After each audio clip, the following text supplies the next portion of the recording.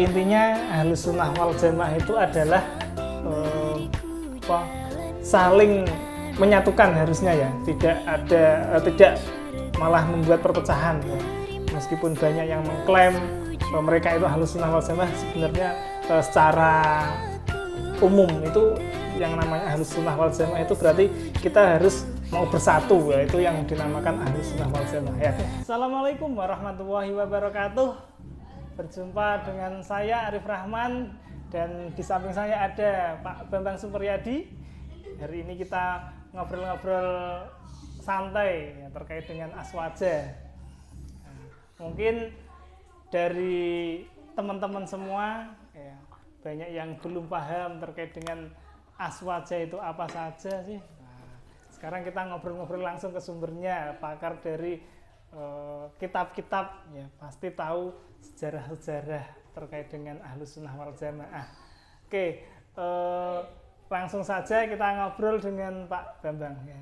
Selamat siang Pak Bambang. Selamat siang, ini disclaimer-nya terlalu. Oke, selamat siang Pak Arif. Gimana kabarnya Pak? Alhamdulillah baik dan ya seperti yang dilihat teman-teman. Sibuk apa Pak? Saat ini belum sibuk apa-apa karena memang habis lebaran, jadi kemarin fokusnya hanya ke lebaran, silaturahim dan sebagainya. Ya. Oke Pak, terkait dengan aswaja ya Pak, sebenarnya dulu sejarah pertama kali aswaja atau Ahlus Sunnah wal Jamaah itu berkembang di Indonesia itu seperti apa Pak? Aswaja ya. Memang aswaja ini kan pada dasarnya kalau berbicara tentang sejarah, sebenarnya aswaja ini narasi-narasi tentang aswaja, kemudian intinya hal-hal yang berkaitan tentang aswaja ini sudah ada sejak zaman Rasul, Pak. Sudah ada sejak zaman Rasul. Sejak zaman dulu sebenarnya aswaja itu memang ya, dari sejak zaman ya? Rasul sudah ada. Cuman hanya bagaimana kemudian aswaja dikemas sebagai satu ideologi, ini baru-baru belakangan. Nah, makanya kalau hal yang berkaitan tentang aswaja itu sebutan dan aswaja sebagai hal yang bersifat naratif itu sudah ada sejak dulu. Nah, sekarang gini Pak, kalau aswaja itu kan banyak ya, apalagi di Indonesia itu kan banyak sekali yang mengklaim bahwa golongan-golongan mereka itu semuanya adalah aswaja, benar nggak Pak? Nah, tapi perbedaan-perbedaan yang kira-kira yang mungkin aswaja yang sesuai dengan di zaman Rasul itu yang seperti apa? Pada prinsipnya begini Pak ya,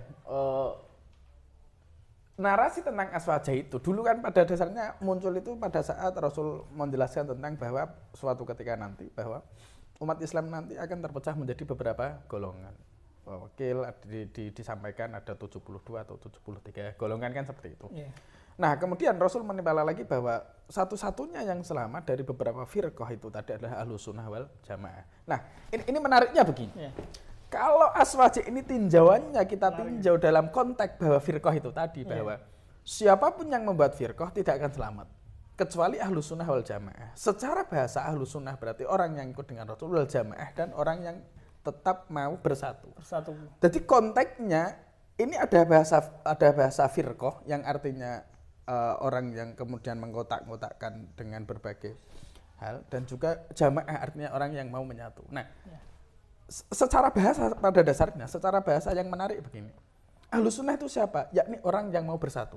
Orang yang tidak kemudian memecah belah, orang yang kemudian tidak mengkotak-kotakkan. Itu yang pertama. Kalau tinjauannya adalah bahasa kan seperti itu. Nah, kemudian Ahlus Sunnah wal Jamaah ini kemudian dipahami bahwa Ahlus Sunnah wal Jamaah berarti orang yang ikut dengan Rasul dan juga sahabat-sahabatnya. Kalau kita yang mayoritas NU ya tentunya, yang mayoritas NU memaknai Ahlus Sunnah wal Jamaah adalah orang yang ikut dengan Rasul dan juga asar atau kemudian hal-hal yang dilakukan oleh para sahabat. Ini kemudian definisi atau pengertian daripada Ahlus Sunnah wal Jamaah secara konteks pemahaman ideologi. Tapi terlepas dari itu semuanya Pak, ada satu hal yang kemudian menarik untuk kemudian kita juga bersama-sama paham tentang makna Ahlus Sunnah wal Jamaah secara bahasa yang tadi. Artinya apa? Bahwa setiap orang yang menciptakan perpecahan kelompok-kelompok itu tidak selamat kata Rasul. Maknanya golongan-golongan itu tuh kecil sekali potensinya untuk selamat kecuali yang mau berjamaah. Ya, Itu yang paling inti pada dasarnya. Ya. Dan itu nanti bisa diterapkan di berbagai konteks kehidupan, baik di masyarakat, bernegara, beragama, itu kan sangat luas sekali. Nah, ini menarik sekali. Kemudian ini yang ada dalam benak saya itu, di Indonesia itu kan banyak sekali golongan-golongan, golongan-golongan atau aliran-aliran Islam lah. Nah, mereka itu mengklaim bahwa mereka itu semuanya adalah Ahlus Sunnah wal Jamaah. Dan terus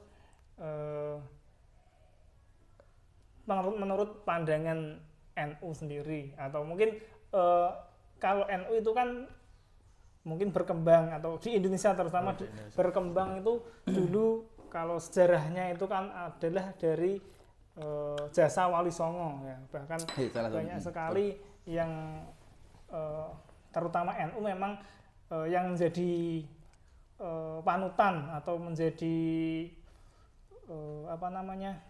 budaya-budaya yang dilakukan oleh NU memang itu berasal dari dulunya adalah dari Wali Songo ya. Tapi banyak sekali juga yang menentang ya, lah terkait dengan ajaran-ajaran yang disampaikan oleh Wali Songo. Menurut Pak Bambang ini sendiri bagaimana itu terkait dengan yang orang-orang yang atau mungkin golongan-golongan yang menentang seperti itu apakah memang karena merasa karena di zaman Rasul itu tidak seperti itu, atau menurut Pak Bambang seperti apa? Gini, kita sebelum ke sana ya, kita sebelum kemudian berbicara tentang klaim kebenaran dari berbagai macam sektor dan organisasi, ada satu hal yang sangat menarik, Pak. Ada satu pepatah kalau dalam bahasa Arab itu yang mengatakan bahwa an-nasu ala dini mulkihim, bahwa manusia itu akan memiliki kecenderungan, suatu komunitas itu punya kecenderungan yang sama dengan apa yang menjadi kecenderungan oleh pemimpinnya. Tadi Pak Arif menyinggung sedikit masalah tentang Islam dan Wali Songo dan kaitannya dengan ritual-ritual yang ada di Indonesia. Kenapa kemudian mayoritas orang Indonesia itu Sunni, kan seperti itu, Sunni? Karena memang pada dasarnya yang membawa Islam, yang mengenalkan Islam ke tanah Jawa, ke Indonesia Nusantara ini adalah kebetulan dari para Wali Songo. Yang dalam hal ini adalah mereka berfaham Sunni. Sehingga ada ketersambungan dari situ.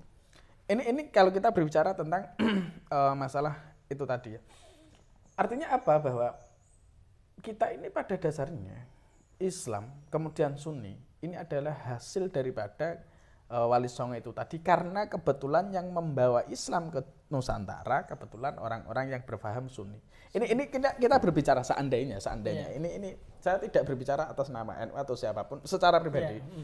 Kalau seandainya ini seandainya pada saat itu yang membawa Islam ke Nusantara orang yang berfaham Syiah, tentu barangkali mayoritas orang Indonesia juga akan memahami itu, kan seperti itu.